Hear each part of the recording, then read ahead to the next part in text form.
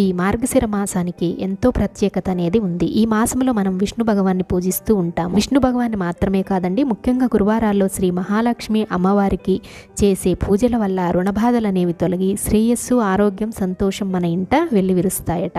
ఈ మార్గశిర మాసం ఏ తేదీతో మొదలయ్యింది, ఏ తేదీతో ముగుస్తుంది అనేది ఇప్పుడు తెలుసుకుందాము. అలాగే ఎన్ని గురువారాలు వచ్చాయి, ఆ రోజుల్లో అమ్మవారికి పెట్టవలసిన ప్రసాదాలు ఏంటో ఇప్పుడు తెలుసుకుందాము.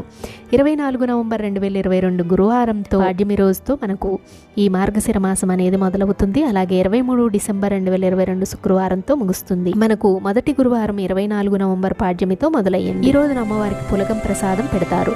ఇక రెండవ గురువారం 1 డిసెంబర్ అష్టమి తేదీ రోజున ఉంది. ఈ రోజు అమ్మవారికి క్షీరాన్నాన్ని ప్రసాదంగా పెడతారు. ఇక మూడవ గురువారం 8 డిసెంబర్ పౌర్ణమి, ఈ రోజు కుడుముల ప్రసాదం. ఇక నాలుగవ గురువారం 15 డిసెంబర్ సప్తమి రోజు, ఈ రోజు అమ్మవారికి పులిహోర నైవేద్యం. ఐదవ గురువారం 22 డిసెంబర్ చతుర్దశి.